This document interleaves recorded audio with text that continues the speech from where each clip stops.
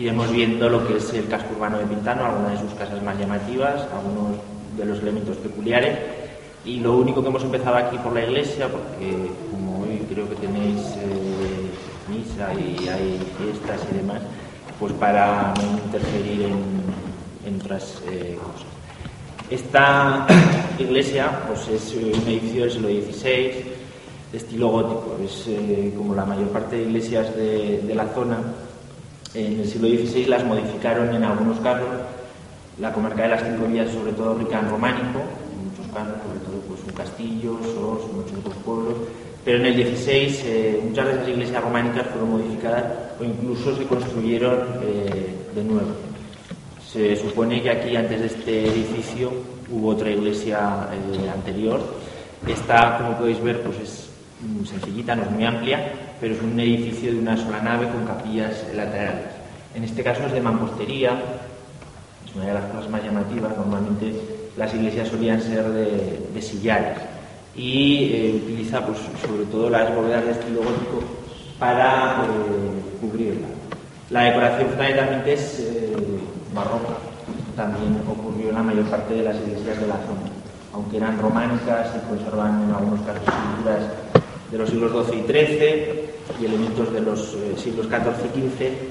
La mayor parte de los elementos decorativos de muchas de esas iglesias son de estilo barroco, un estilo pues bastante más llamativo y más recargado, que ahora pues no gusta mucho, pero que en aquella época pues causó bastante sensación.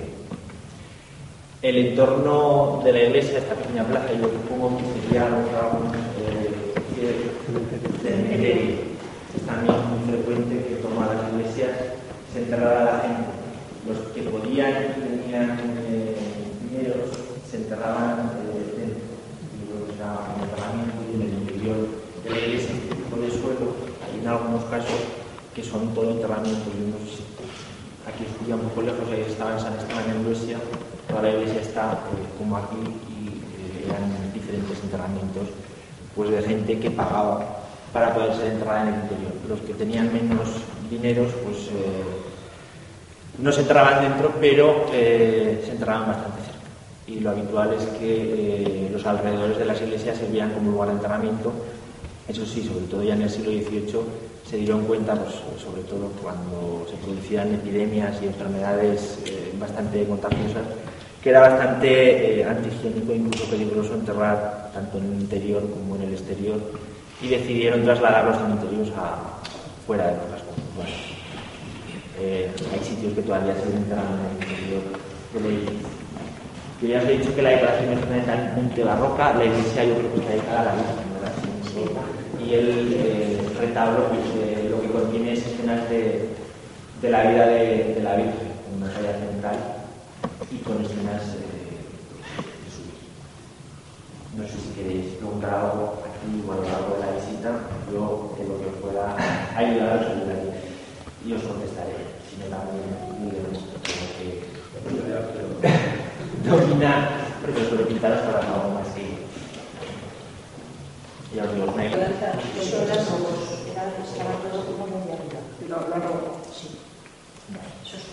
algunos casos pues sí faltan por robos, pero en otros hay veces que se han perdido y ahí se vuelven a montar los retablos, pero se dejan las lágrimas que quedan.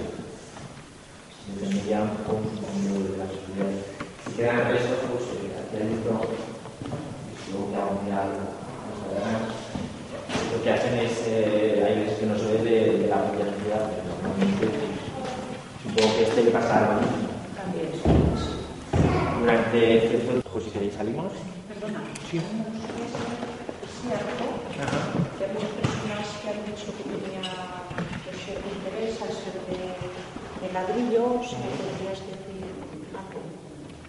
Bueno, normalmente ¿Sí significa una época o no una transición? Los arcos normalmente solían hacer en piedra porque la piedra es un material más duradero y además un arco de piedra es más estable.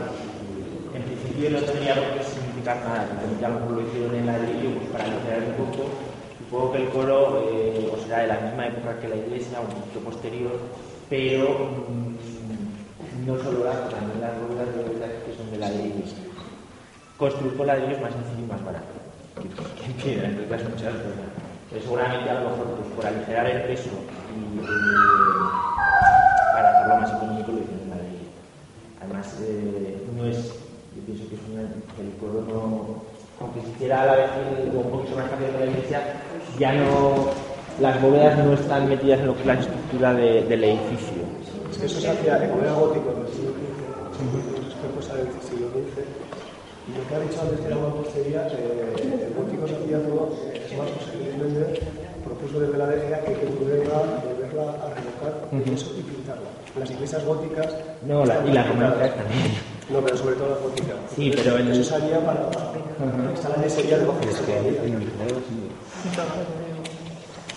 Normalmente las iglesias en piedra, tal y como las vemos ahora, ahora nos parecen muy bonitas y demás, pero no estaban así. Normalmente muchas en los siglos XVI lo que hicieron fue revocarlas y pintaban un despiece en sillares, todos iguales, para dar sensación de homogeneidad. En algunos sitios se conserva. Cuando empezaron a restaurar muchas iglesias en los años 60 y 70, lo que hicieron fue quitar el revoco y sacar la piedra a la vista. Entonces, pues ahora la mayor parte de las iglesias están así, pero no eran así ni originalmente ni posteriormente, porque la mayor parte de las iglesias se revocaban por dentro. Esto ya son sillares. Además, esta casa de abajo es curiosa. Aparte de la portada en ladrillo, que hay pocas por aquí, por el tejadillo que tiene encima en losa de piedra. Esta zona de las Cinco Villas, como es una comarca pues bastante amplia, es una de las más extensas de Aragón, yo diría que la más grande, tiene rasgos de arquitectura popular pues variados. Por un lado comparte sobre todo en la zona baja elementos comunes con la arquitectura de la ribera del Ebro, y en la zona alta, que es donde estamos, tiene elementos más bien comunes con el Pirineo. Lo iremos viendo pues a lo largo del recorrido. En algunos casos, como en esta otra, hay casas que tienen escudos. Si luego os contaré un poquito a qué se debe y por qué aparece. Vamos a salir por aquí.